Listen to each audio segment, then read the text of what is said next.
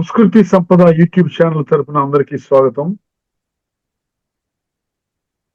చిత్రకవిత్వం తెలుగు భాషా నైపుణ్యం అనే శీర్షికలో శ్రీ లోకనాథం గారు ధారావాహిక ప్రసంగం చేస్తున్నారు. వారి ధారావాహిక ప్రసంగంలో ఈ రోజు 18వ ప్రసంగం చేస్తున్నారు. శ్రీ లోకనాథం గారికి స్వాగతం. ధన్యవాదములు. అందరికీ వందనములు.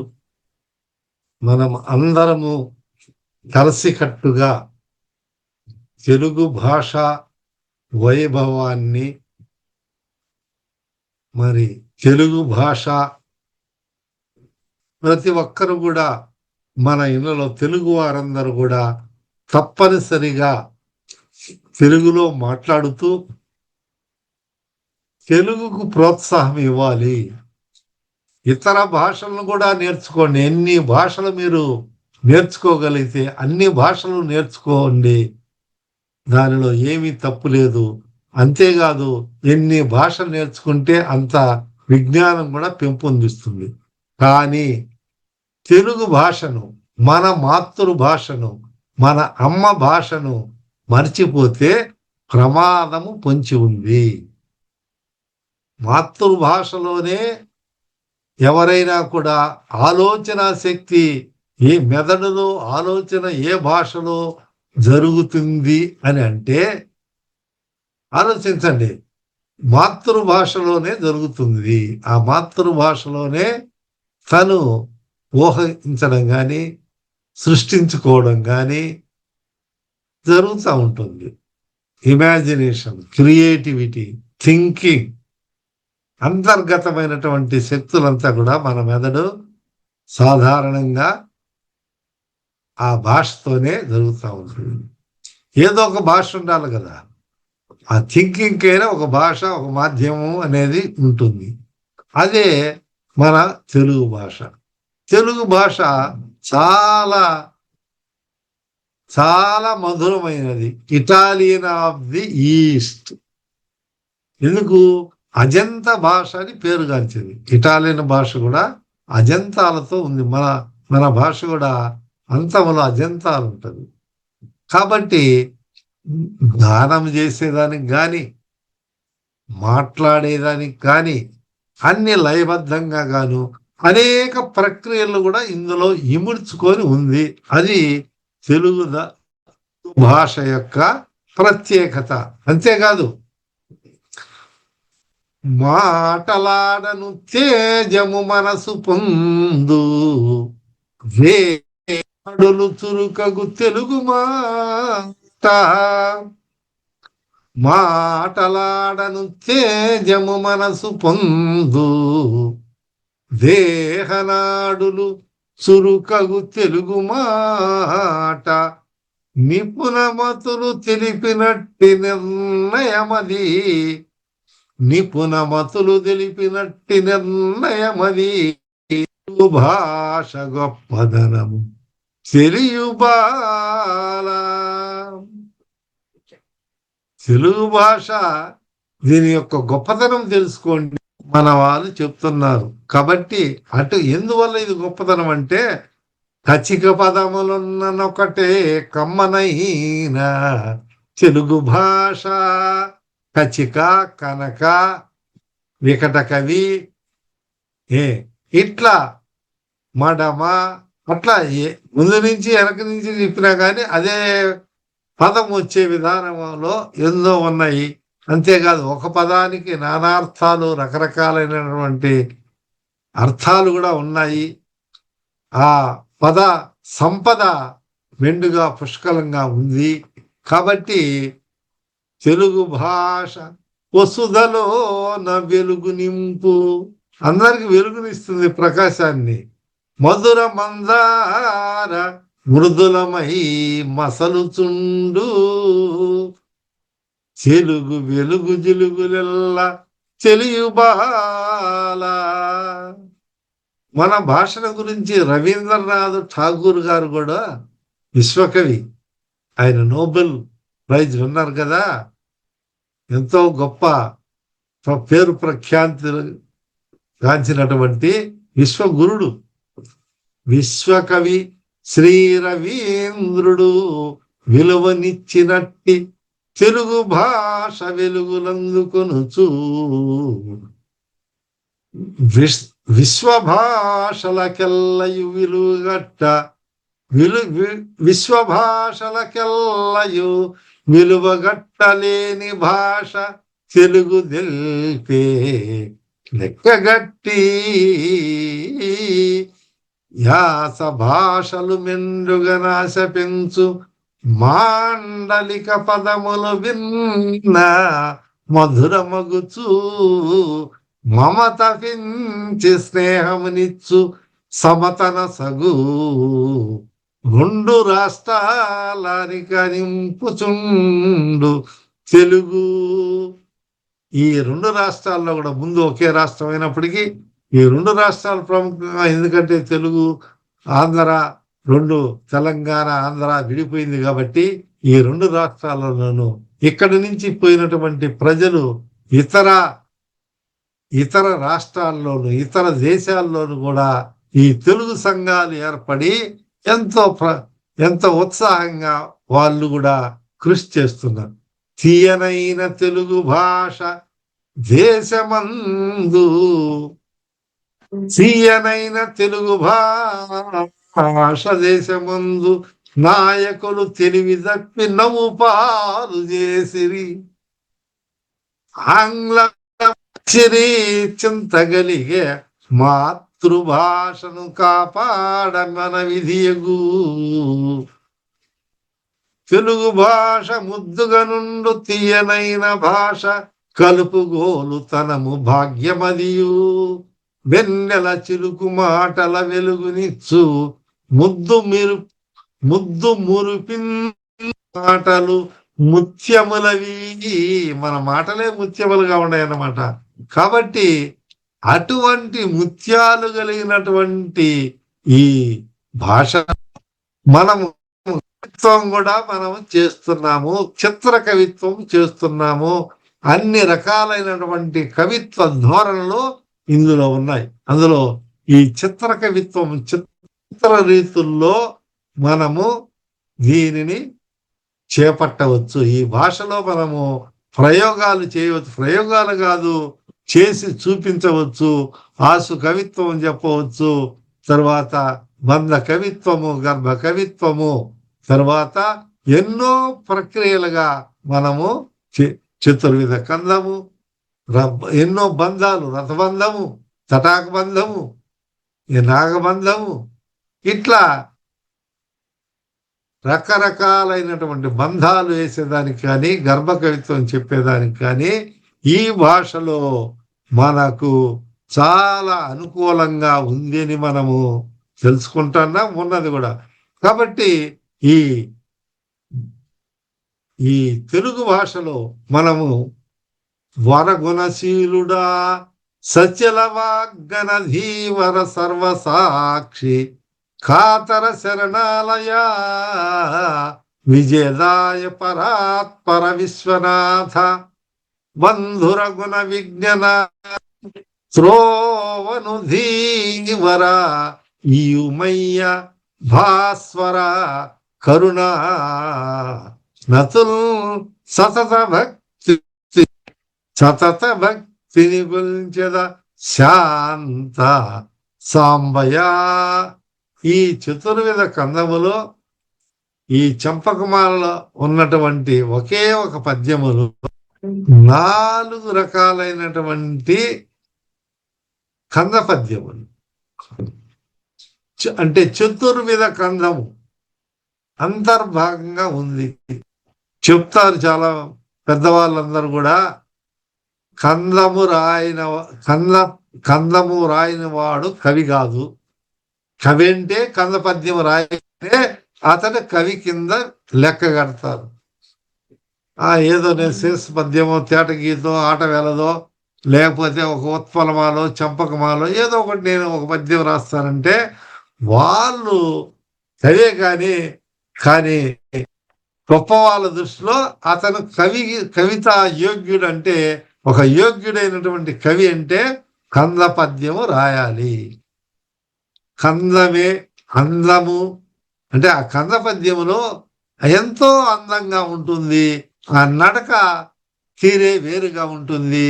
ఎంతో భావాన్ని అన ఆ, అనల్పమైనటువంటి భావాన్ని అల్పమైనటువంటి పదాక్షరాలలో 8 గణాలలోనే చెప్పగలుగుతారు.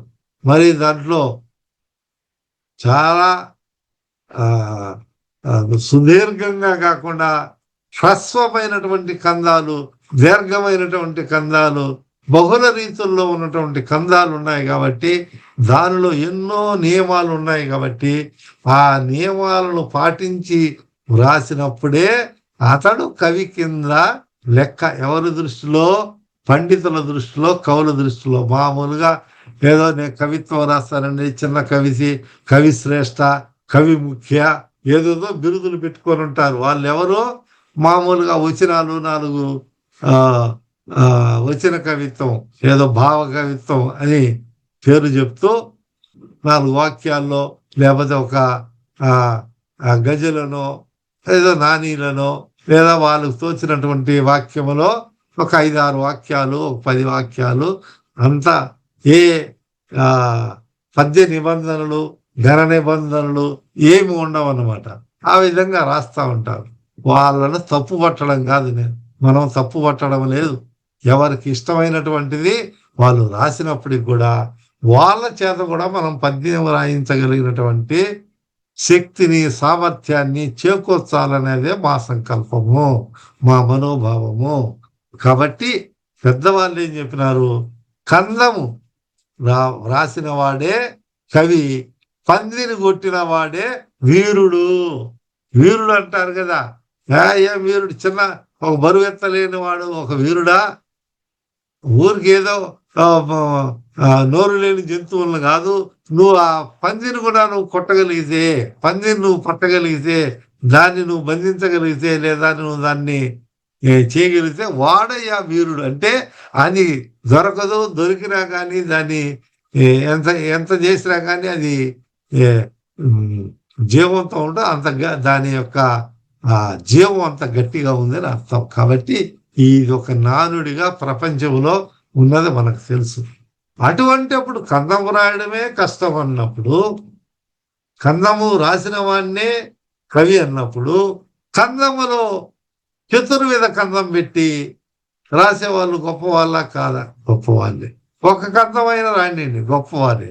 అందులో ఇంకొక గర్భిత కందము, ఇంకొక తేటగీసి అనే దానిలో మనం చూస్తే మరి దైవానుగ్రహము ఆ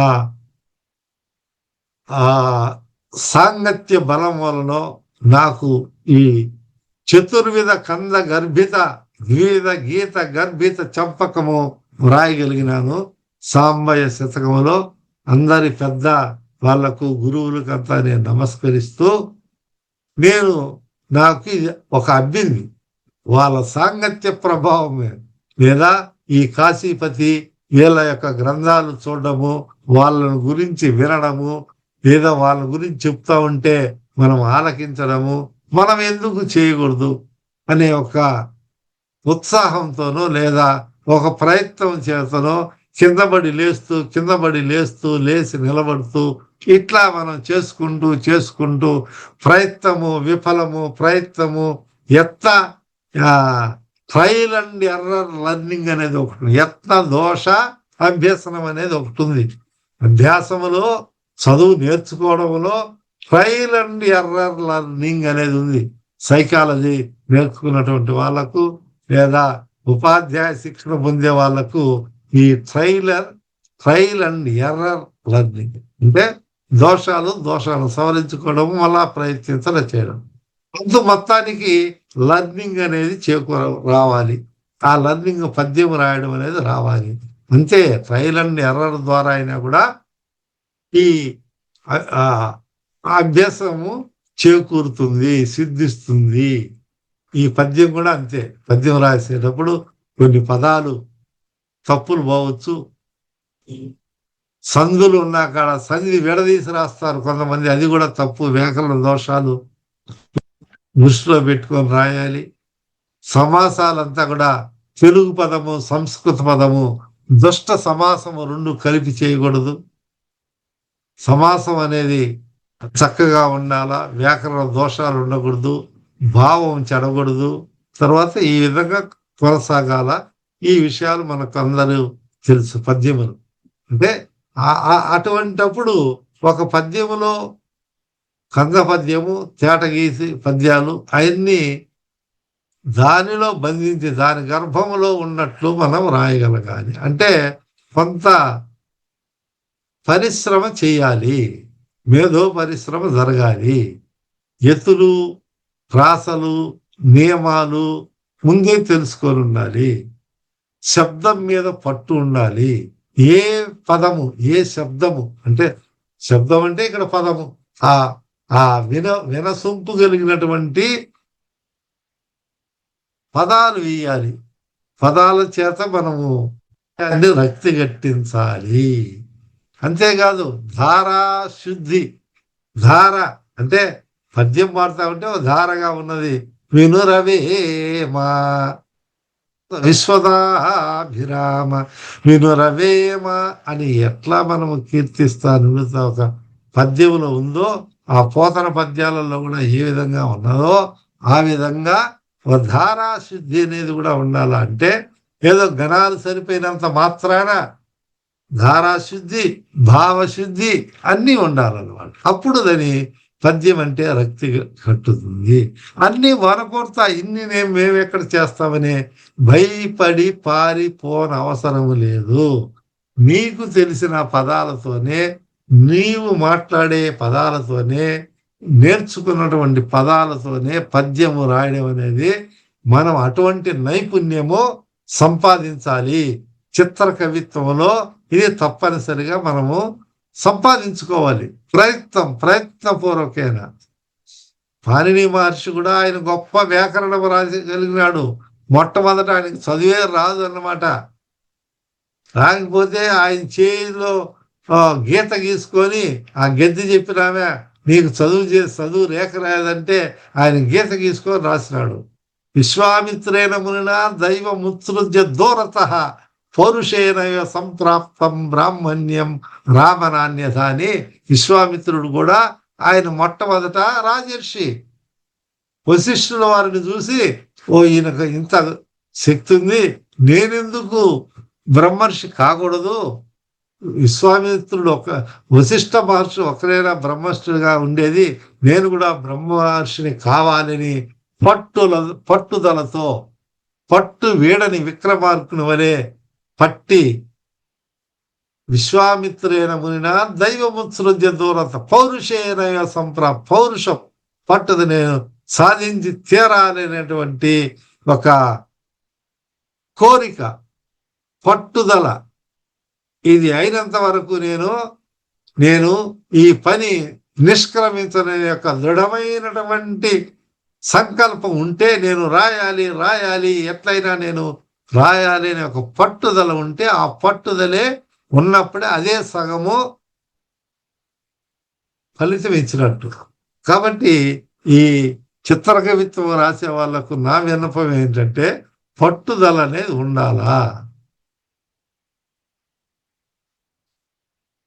ఫలితం రాకపోయినా పర్వాలేదు, తప్పు జరిగినా పర్వాలేదు, మరలా ప్రయత్నం అనేది జరగాల.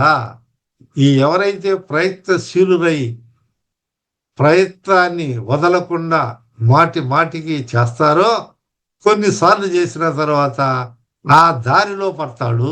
ఆ దారిలోనే పయనించేదానికి ఉంటుంది. ఈ ముళ్ళ మార్గాలు కష్టంగా ఉంది అంటే మనం నడిచిపోలేము. వాటినంతా తొలగించుకుంటూ ఛేదించుకుంటూ పోతూ ఉంటే మనకు ఆ విధంగా ఇక్కడ వరగుణశీలుడా సచలవాగ్గన ధీవర సర్వసాక్షి కాతర శరణాలయ విజయదాయ పరాత్పర విశ్వనాథ బంధుర గుణ విజ్ఞన కికను త్రోవను ధీవర ఈమయ్యా భాస్వర కరుణానతుల్ సతత భక్తిని గొల్చెదా శాంత సాంబయ. దీనిలో మరి ప్రాస ఇక్కడ రాక్షరం ఉంది, ఎతిలో వర గుణ అనే కాడ అక్కడ వాగ్గణలో వా వా సరిపోయింది. తాకు దాకు రెండవ పాదంలో ఇతి సరిపోయింది. ధూకు త్రో అక్కడ ఆ దూకు త్రోకు అక్కడ ఇతి సరిపోయింది. స్వరాకు ఇక్కడ భక్తిని వాకు స్వలో ఉన్నటువంటి వాకు ఎతి సరిపోయింది. అంటే ఈ చంపకమాలలో ఉన్నటువంటి 11వ అక్షరము యతి స్థానము. ఆ 11వ అక్షరములో యతి దానికి ఆ యతికి సరిపడే అక్షరాన్ని మనం అక్కడ బంధించాల. అది కూడా అక్కడ ఏముండాలా, అది అక్కడ భగనం రావాల్సి వస్తుంది. అంటే అక్కడ ఈ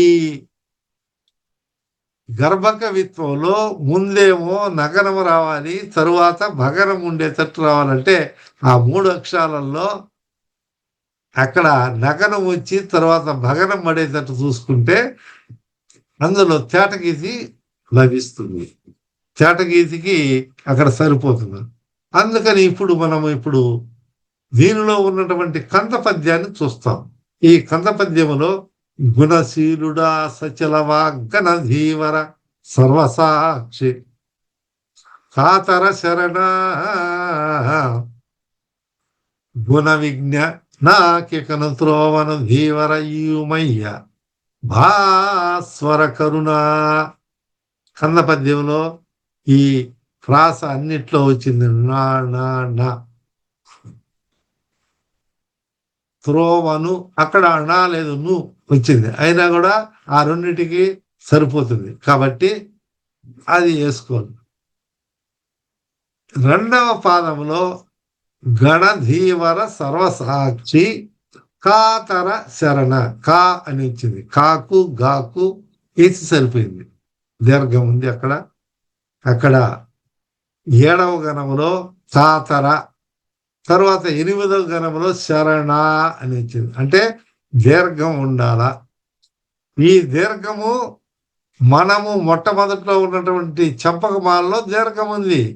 కాతర శరణాలయ ఆ అక్షరాలను తీసి అట్లే మనం కింద పెట్టాం. 2 అక్షరాలను తీసి మొదటి పాదము, 2వ పాదములోని 5 అక్షరాలను అట్లా తీసి పెడితే 1, 2 పాదాలు కంద పద్యంలోటి వచ్చినాయి. ఏ అక్షరం మారకూడదు. అంటే ఆ మొట్టమొదట 3 గణాలు పెట్టి తక్కిన అక్షరాలు 4, 5, 6, 7, 8. అంటే ఆ 2 అక్షరాలు వదిలేసి 2వ పాదంలో 5 అక్షరాల వరకు అన్ని అక్షరాలు తీసుకొని 3 గణాల తర్వాత దాన్ని కిందకి దించితే 2వ పాదంలో 5 గణాలు వస్తాయి. అప్పుడు యతి కూడా సరిపోతుంది, ప్రాస అక్షరం కూడా సరిపోతుంది. కాబట్టి ఇక్కడ నాకు ప్రాస సరిపోయింది.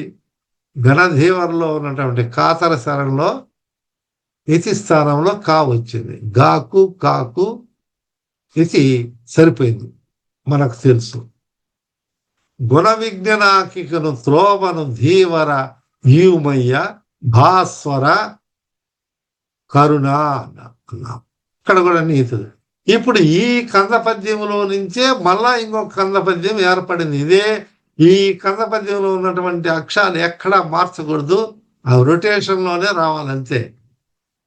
ఏమని చెప్పి ఇక్కడ గుణ విజ్ఞాన కికను త్రోవను ధీవరయ్యుమయ్య భాస్వర కరుణ గుణశీలుడా సచల వాగ్గన ధీవర సర్వసాక్షి కాతర శరణ అంటే 2వ కంద పద్యం వచ్చింది.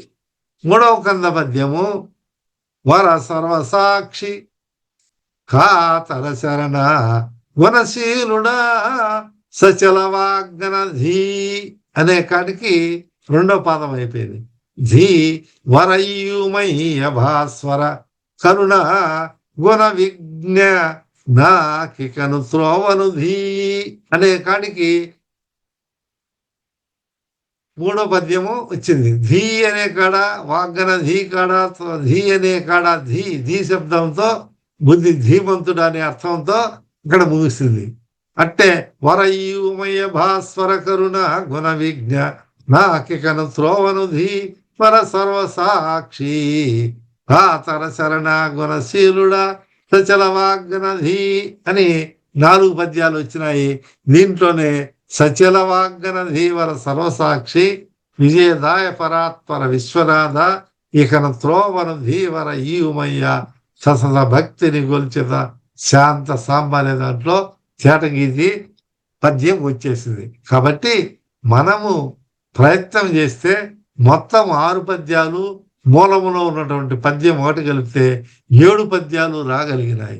ప్రయత్నపూర్వం మొట్టమొదట 1 రానివ్వండి, తర్వాత 2 రానివ్వండి, ఇట్లా మనం ప్రయత్నం చేసి పెంచుకుంటా పోతే తప్పకుండా వస్తుందని, ఈ విధంగా అందరూ ప్రయత్నం చేయాలని మరి మన ఆచార్యులు బిట్టు వెంకటేశ్వర్లు గారు ఈ తెలుగు నైపుణ్యాలని పెంపొందించాలని ఎంతో సదుద్దేశంతో అందరికీ ఇటువంటి జ్ఞానాన్ని అందించాలన్నటువంటి గొప్ప ఉద్దేశంతో ఈ యజ్ఞాన్ని చేపట్టారు. కాబట్టి మీరందరూ కూడా దీంట్లో భాగస్వాములై తెలుగు పరివ్యాప్తికి పరిపుష్టికి కృషి చేస్తారని మిమ్మల్ని అందరినీ కూడా నేను కోరి ప్రార్థిస్తున్నాను.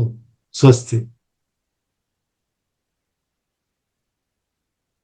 చిత్రకవిత్వం తెలుగు భాషా నైపుణ్యం అనే శీర్షికలో ధారావాహిక ప్రసంగం చేసిన శ్రీ లోకనాథం గారికి ధన్యవాదాలు. ధన్యవాదాలు సార్. నమస్తే.